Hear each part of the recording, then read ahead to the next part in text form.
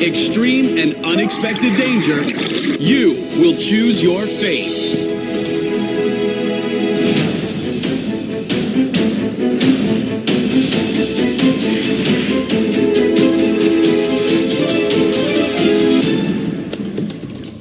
Third-degree frostbite, you still have blistering, but they're purple or red because the damage to the tissue has gone down deeper. Outside of Alaska, where was the coldest temperature ever recorded to date in the United States? High up in the mountains in Rogers Pass, Montana, a bone-chilling 70 degrees Fahrenheit below zero was recorded on January 20th, 1954. If you include Alaska, the coldest temperature ever recorded was negative 80 degrees at Prospect Creek in 1971.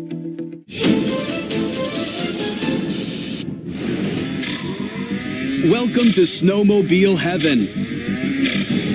Last night, a blizzard dropped a few feet of snow on your wilderness playground, giving you and your buddies miles and miles of fresh powder to ride on.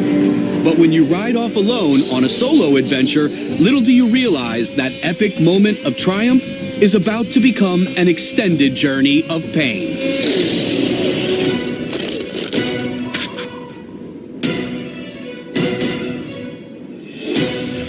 You pass out from the brutal crash, and when you awaken, you discover you're fighting a critical battle against frostbite. What would you do to treat this cold, harsh condition? Should you, A, rub the afflicted areas such as hands and feet to increase circulation? B, soak your frozen extremities in hot water? Or C, gently wrap your frostbitten limbs and keep them dry? What you do next could save your life and limbs. But what exactly is frostbite anyway? Frostbite is actually a condition where the skin tissue actually begins to freeze. We think about our fingers and toes getting coldest first, and eventually you'll see discoloration of the skin in advanced cases. Under cold temperatures, the body is going to try to maintain its core body temperature so it does not get hypothermia. And one of the ways it does that is by constricting the small blood vessels in the tissue far away from the core, such as the hands and feet. Eventually, the tissue temperature is going to drop to freezing, and ice crystals are going to develop.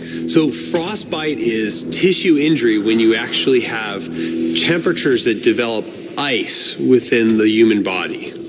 Frostbite can occur when the temperature of the skin drops below freezing, 32 degrees Fahrenheit. Where you develop frostbite is going to depend on the temperature as well as the wind speed. Are your extremities covered or not?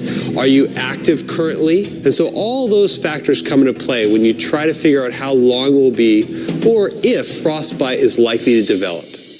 At 20 degrees, with winds a mere 15 miles an hour, frostbite can take hold in less than 30 minutes. With lower temperatures or a higher wind chill, that time can drop to just a few minutes. The physical signs that you have will let you know that you're having frostbite. Is usually intense pain around the sites. It's often the extremities that tend to freeze first.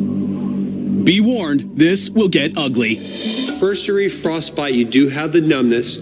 You'll have an area that's white typically, and the surrounding tissue is going to be swollen. Within the second degree, you'll see blistering. And so that blistering will have typically clear or a milky fluid in it. Yeah, the skin's eventually going to die and come off. Third degree frostbite, you still have blistering, but they're purple or red because the damage to the tissue has gone down deeper. And then fourth degree, you may see auto amputation where parts of skin die, they become necrotic and fall off of themselves, or mummification. And there you are. You survived the horrific treetop collision, but you've been out cold in the freezing cold long enough to suffer frostbite. So what would you do to survive it? Your best chance of saving your extremities is C. Make sure you loosely wrap up the frostbitten areas and keep them dry as possible. You want to be dry, and you want it to be wrapped gently, right? Because we don't want to rub or abrade the tissue. It's sensitive because of the ice crystals. And so loosely fitting, dry wrap helps mitigate the heat loss and prevent tissue damage when it's most vulnerable. After gently wrapping up the damaged skin, you should get to a hospital. This is a very dangerous injury that can have very life-changing consequences. It often requires a multidisciplinary team of focused experts. And so for those reasons, it's not advisable to try to treat it on your own. As for soaking your frozen limbs in hot water, you may thaw the skin before your blood circulation returns. Do that and the skin dies. That's why it's best to leave the rewarming to medical professionals. Ideally, you want to place the limb in a whirlpool water at about 99 to 102 degrees.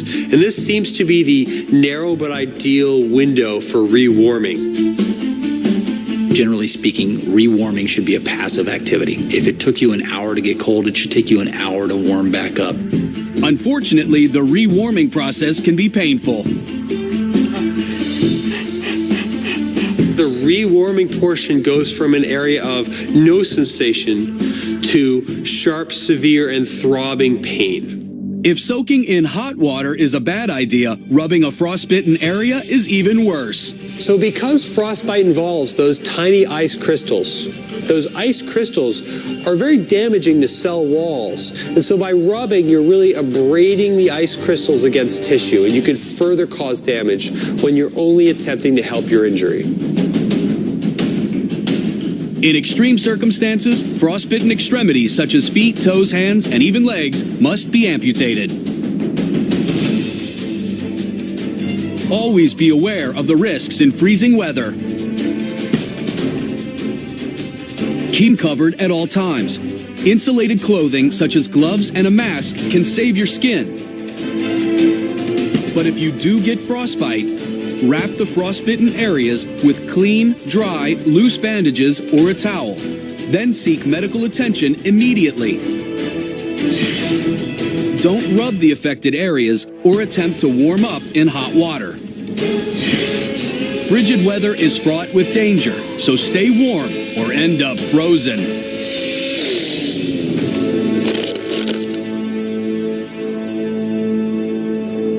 Susceptible to frostbite. A. Smoking. B. Exercising. Or C. Eating before going out into the cold. Nicotine can actually decrease blood flow to the skin, which makes it harder for your body to stay warm. Alcohol and caffeine have the same effect. So if you're going out in the cold, stay away from cocktails, cigarettes, and coffee, and stick with hot chocolate.